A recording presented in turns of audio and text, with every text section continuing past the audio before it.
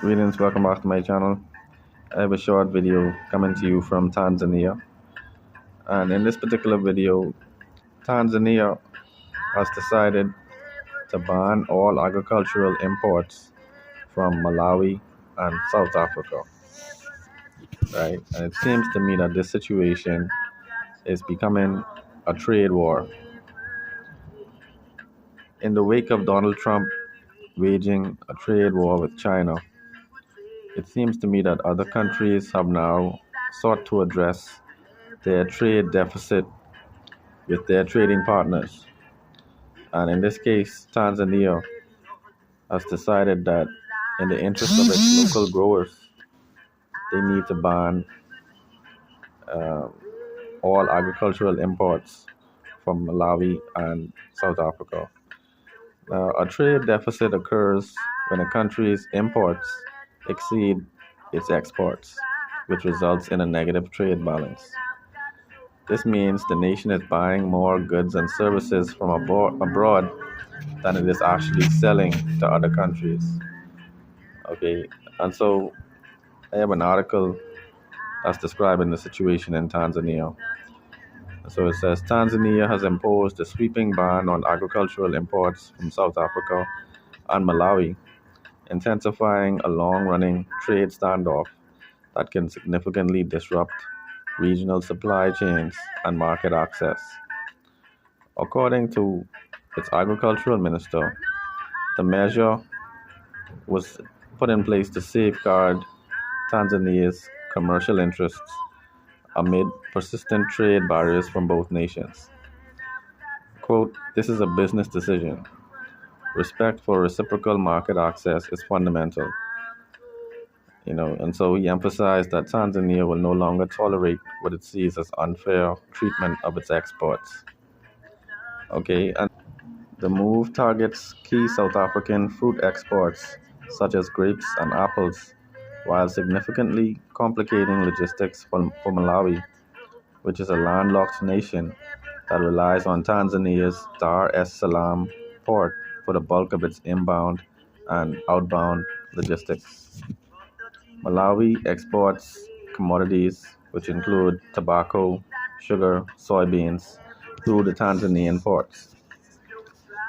Now, this is the crux of the matter. Apparently, Malawi's authorities had introduced their own import restrictions in March, covering goods such as flour, rice, bananas, maize, ginger, which was framed as a temporary measure to protect domestic producers in Malawi. Tanzanian officials contend that the restrictions disproportionately hurt cross-border commerce. And the agricultural minister Bashe described the trade actions taken by Malawi as unfair and harmful to Tanzanian businesses and stated the import ban was necessary to restore balance. Unquote. He said, no Tanzanian will suffer from a lack of South African grapes or apples, he said, seeking to calm food security concerns. Official data from Tanzania's Ministry of Trade shows exports to Malawi have more than tripled between 2018 and 2023, which highlights the growing importance of the Malawian market to Tanzanian producers. While Tanzania may redirect its exports to regional partners like Kenya, Namibia, and South Sudan, Malawi faces more complex challenges.